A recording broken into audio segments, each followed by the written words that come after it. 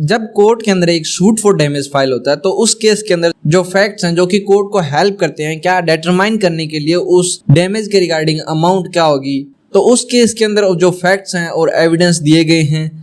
And एक case के अंदर जहां पर एक क्वेश्चन है किसके रिगार्डिंग, राइट एंड कस्टम के रिगार्डिंग, तो उसके रिगार्डिंग जो फैक्ट्स हैं या एविडेंसेस हैं उनकी रिलेवेंसी क्या है, या एविडेंस एक्ट उनकी रिलेवेंसी के बारे में क्या कहता है। तो आज की इस वीडियो में हम इन्हीं कुछ डाउट्स को क्लियर करने वाले हैं। तो hi guys, how are you all. आज की इस वीडियो में हम डिस्कस करेंगे section 12 and section 13 of the evidence act, जिसमें हम देखेंगे कि शूट फॉर डैमेज के केस के अंदर जो फैक्ट्स दिए जाते हैं जो कि उस डैमेज के अमाउंट को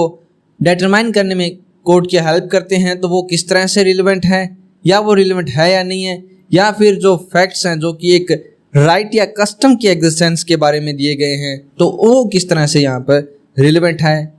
या फिर वो रिलेवेंट है या नहीं है। तो इसके बारे में हम देखते हैं कि ये सेक्शन 12 और 13 क्या कहते हैं। और हाँ, यदि आप पहली बार इस चैनल पर आए हैं तो इसे सब्सक्राइब कर लें और बेल आइकन दबा दें ताकि जब भी नई वीडियो अपलोड हो तो उसका नोटिफिकेशन मिले। और प्लेलिस्ट सेक्शन में जाकर के एविडेंस एक्ट की जो प्लेलिस्ट है वो एक्सेस कर लें, या फिर आई बटन में जाकर के एक्सेस कर लें। और अब शुरू करते हैं। सबसे पहले सेक्शन 12 क्या कहता है। सेक्शन 12 कहता है कि in suits for damage facts tending to enable to court determine amount are relevant. यानी कि सेक्शन 12 का कहना है कि वो फैक्ट्स जो कि कोर्ट को जो अमाउंट है डैमेज की उसको डिटरमाइन करने में अनेबल करते हैं वो यहाँ पर रिलेवेंट हैं। एक सूट जिसके अंदर डैमेज है वो क्लेम किया गया है तो वहाँ पर एनी फैक्ट जो कि कोर्ट को अनेबल करता है वो अमाउंट ऑफ डैमेज को डिटरमाइन करने में जो कि रिवार्ड किया जाना है कोर्ट के द्वारा उस केस के अंदर, तो ऐसे सभी फैक्ट यहाँ पर सेक्शन 12 के अंदर रिलेवेंट माने गए हैं। जैसा कि आप सभी जानते हैं कि सिविल केसेस के अंदर डैमेज और कंपनसेशन है वो मोस्ट कॉमन रिलीफ है जो कि उस केस के अंदर जो लॉस सफर्ड हुआ है पार्टीज के द्वारा उसके लिए प्रोवाइड की जाने वाली है। तो यहाँ पर जो कोर्ट है उसको बहुत सारे फैक्टर्स हैं उनको अकाउंट में लेना पड़ता है, किस लिए, एक एप्रोप्रिएट फिगर ऑफ कंपनसेशन तक पहुँचने में। तो उनमें से कुछ जो फैक्ट्स हैं वो डिपेंड करते हैं on the principles of substantive law under which जिसके अंदर एक एक्शन है वो ब्रॉड किया गया है। फॉर एग्जाम्पल, यदि कोई फैक्ट्स हैं जो कि relevant for awarding the damage for defamation, तो वो fact may not be relevant. वो फैक्ट क्या है, may not be relevant to damage for the breach of contract. Means जो फैक्ट डैमेज फॉर डेफामेशन के लिए रिलेवेंट्स हैं वो यहाँ पर may be breach of contract के डैमेज के लिए यहाँ पर रिलेवेंट नहीं हो सकते।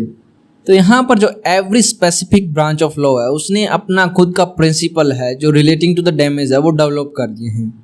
एंड दैट्स वाई, इसीलिए जो सेक्शन 12 है यहाँ पर ले डाउन क्या करता है, only a broad general rule to effect that जो एवरी फैक्ट इज रिलेवेंट, जो कि हेल्प करता है कोर्ट को किस लिए, to determine the appropriate amount of a damage. यानी कि एक एप्रोप्रिएट अमाउंट ऑफ डैमेज को डिटरमाइन करने के लिए जो भी फैक्ट कोर्ट को हेल्प करते हैं वो यहाँ पर रिलेवेंट होते हैं अंडर सेक्शन 12। इन टोर्ट लॉ जो कोर्ट है टेक क्या करता है into account the motive, malice and intention of a wrong doer. यानी कि जो रॉन्ग डूअर है उसके मोटिव क्या है, उसकी इंटेंशन क्या है, मैलिसिस क्या है उसके, उन सभी चीज़ों को है टोर्ट लॉ के अंदर जो कोर्ट है कंसीडर करता है उन फैक्ट्स को। भले ही जो रिचेस और जो एबिलिटी है डिफेंडेंट की टू कंपनसेट वो यहाँ पर कुछ पार्ट प्ले करती है। फॉर एग्जांपल, इन एक फ्रॉडुलेंट प्रॉमिस ऑफ मैरिज जहाँ पर डिफेंडेंट्स का जो फॉर्चून्स है वो are taken into account for determining plaintiff's loss. यानी कि प्लेंटिफ के जो लॉस हुआ है उसको डिटरमाइन करने के लिए यहाँ पर जो उसके डिफेंडेंट के फॉर्चून्स को यहाँ पर अकाउंट में लिया जाता है। जो इंजर्ड फीलिंग्स हैं प्लेंटिफ की एंड जो मेंटल पेन है, सफरिंग हुई है काज्ड बाय द टोर्ट उस टोर्ट के द्वारा, आर आल्सो रिलेवेंट, वो भी यहाँ पर रिलेवेंट है as they to have some bearing upon the quantum of damage. यानी कि डैमेज की जो क्वांटम है उसके ऊपर उनका भी कुछ बियरिंग्स हैं, उनका भी उसके ऊपर कुछ ना कुछ प्रभाव है। तो इसीलिए यहाँ पर उसकी जो मेंटल पेन है या सफरिंग्स हैं या ऐसी कोई इंजर्ड फीलिंग्स हैं उनको भी यहाँ पर कंसिडर लिया जाता है और वो भी यहाँ पर एक रिलेवेंट फैक्ट के तौर पर कंसिडर की जाती हैं। तो ये इस तरह से टोर्ट लॉ के अंदर है जो कुछ ऐसे फैक्ट्स जो कि शो करते हैं वो यहाँ पर रिलेवेंट माने जाते हैं। ऑन दी अदर हैंड अगर हम बात करें लॉ ऑफ कॉन्ट्रैक्ट की तो उसके अंदर जो mode and manner of breach हैं या फिर इंटेंशन है उस पार्टी की जो कि ब्रीच कर रही है, या उनके रीचेस हैं, या फिर मेंटल पेन एंड सफरिंग हुई है जो कि उस ब्रीच की वजह से, तो वो सभी चीज़ें यहाँ पर इररिलेवेंट हैं to the question of a damage के रिगार्डिंग। लेकिन अभी रिसेंटली में कुछ केसेस के अंदर कोर्ट के द्वारा हेल्ड किया गया है क्या कि इफ़ अगर कुछ स्पेशल सर्कमस्टेंसेस अराइज होती हैं उस ब्रीच की वजह से, तो वहाँ पर जो इंजर्ड की फीलिंग्स हैं यानी कि प्लेंटिफ की, वो रिलेवेंट होगी इन क्वेश्चन फॉर द डैमेज के लिए। तो इसीलिए फॉर एग्जांपल यहाँ पर हम एक केस के माध्यम से देखते हैं, डायसन वर्सेस सैमसन 1971 का केस है, जिसके अंदर क्या है कि एक फोटोग्राफर वो फेल्ड हो जाता है to appear at a wedding in a breach of his contract की वजह से। तो यहाँ पर कोर्ट क्या हेल्ड करती है कि जो injured feelings of a plaintiff वो were relevant to the question of a compensation, वो यहाँ पर रिलेवेंट थी उस क्वेश्चन ऑफ कंपनसेशन के लिए, यानी कि कंपनसेशन को डिटरमाइन करने के लिए यहाँ पर इंजर्ड जो फीलिंग है प्लेंटिव की वो यहाँ पर रिलेवेंट मानी गई है। तो यहाँ पर ऑनर्स टू प्रूव है वो किस पे लाइव होगा, वो प्लेंटिव को, किसके regarding, to show what loss has suffered, यानी कि उसको क्या लॉस सफर्ड हुआ है, वो चीज़ यहाँ पर शो करने की जो रिस्पॉन्सिबिलिटी है वो यहाँ पर प्लेंटिव की होगी।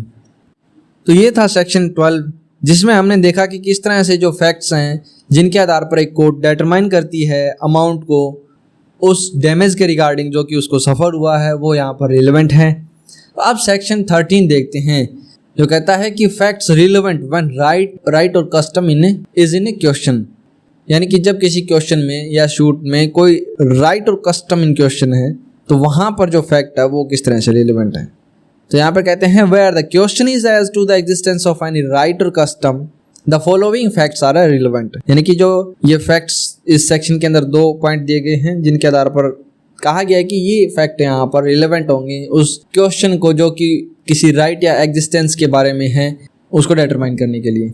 फर्स्ट क्या है कि एनी ट्रांजैक्शन, कोई भी ट्रांजैक्शन जिसके द्वारा राइट या कस्टम इन क्वेश्चन है वो क्रिएट हुई है या क्लेम्ड हुई है या मॉडिफाई हुई है या रिकॉग्नाइज हुई है या असर्टेड है या फिर डिनाई है, और विच वाज इनकंसिस्टेंट है विद इट्स एग्जिस्टेंस, या फिर उसके एग्जिस्टेंस के रिगार्डिंग इनकंसिस्टेंस है, तो ऐसी कोई भी ट्रांजैक्शन है वो यहाँ पर रिलेवेंट है। सेकंड क्या कहता है कि पार्टिकुलर इंस्टेंसेस जिनके अंदर जो right or custom was claim, जिसमें right or custom was claimed किए गए थे या रिकॉग्नाइज किए गए थे या फिर एक्सरसाइज किए गए हैं, और इन विच जिनके अंदर उनका एग्जिस्टेंस वाज डिस्प्यूटेड, असर्टेड और डिपार्टेड फ्रॉम, या फिर किसी ऐसे कोई पार्टिकुलर इंस्टेंसेस जिनके अंदर राइट ऑफ कस्टम है जो क्लेम्ड है या रिकॉग्नाइज है व्हाटएवर, या उनकी जो एक्सरसाइज है वो डिस्प्यूटेड है या फिर असर्टेड है या डिपार्टेड फ्रॉम है। तो ऐसे जितने भी फैक्ट्स हैं वो इनके बारे में, इन दोनों पॉइंट्स के बारे में अगर कुछ कहता है तो वो यहाँ पर रिलेवेंट होंगे। कस्टम और राइट क्या है? सेक्शन 13 ले डाउन करता है कुछ rule of evidence for proof of the custom और राइट के लिए। कस्टम क्या थी? एक समय में ये मोस्ट इंपॉर्टेंट सोर्स थी and still is one of the most important source of law है, यानी कि कस्टम को यहाँ पे सोर्स ऑफ लॉ के तौर पर इंपॉर्टेंट सोर्स माना गया है, जो कि आज भी हैं। एंड ऑलमोस्ट एवरी लॉ या फिर every act make concession in favour of a custom prevailing in a particular community और इन अ पार्टिकुलर एरिया। इसका मतलब यह है कि ऑलमोस्ट एवरी लॉ या फिर एवरी एक्ट जो कि किसी पार्टिकुलर एरिया या किसी समुदाय के लिए यानी कि कम्युनिटी के लिए प्रचलित यानी कि प्रिवेलिंग जो कस्टम्स हैं उनके लिए कंसेशन प्रोवाइड करता है, यानी कि जो उस एरिया के या उस कम्युनिटी के जो लॉज हैं वो ऑलमोस्ट कहें तो वो उनकी कस्टम्स के आधार के ऊपर ही बनाए जाते हैं या फिर वो उनकी कस्टम्स के कंसिस्टेंट होते हैं। तो यहाँ पर जो proof of right and customs हैं उसको यहाँ पर फैसिलिटेट करने के लिए सेक्शन 13 ले डाउन करता है क्या? 2 extensive rule of relevancy of fact. वो 2 रूल्स क्या हैं? फर्स्ट प्रिंसिपल क्या कहता है? एडमिट करता है कि जो फैक्ट जो शो करते हैं ओरिजिन और क्रिएशन ऑफ अ कस्टम और right and it's subsequent history, उनकी जो पहले की हिस्ट्री है या उनके ओरिजिन के बारे में कोई फैक्ट है या फिर कुछ क्रिएशन के उन कस्टम की क्रिएशन या उस राइट की क्रिएशन के बारे में कोई फैक्ट्स हैं तो उनको एडमिट करता है। एंड सेकंड प्रिंसिपल उन एविडेंसेस ऑफ फैक्ट्स को एडमिट करता है जो शो करते हैं पार्टिकुलर इंस्टेंस जिसके अंदर वो कस्टम और राइट इन क्वेश्चन हैं वो फॉलोड किए जाते थे। इसका मतलब ये है कि सेकंड प्रिंसिपल के आधार पर उन फैक्ट को यहाँ पर एडमिट किया जाता है जो शो करते हैं उन घटनाओं के बारे में जिनके अंदर वो कस्टम या राइट्स हैं वो फॉलोड किए गए हैं। तो ऐसे फैक्ट यहाँ पर सेक्शन 13 के अंदर रिलेवेंट माने गए हैं। Calcutta high court in a case of Radha Krishna Kandolkar versus Tukaram AIR 1991 में क्या हेल्ड करता है कि जो इंडिया के अंदर इट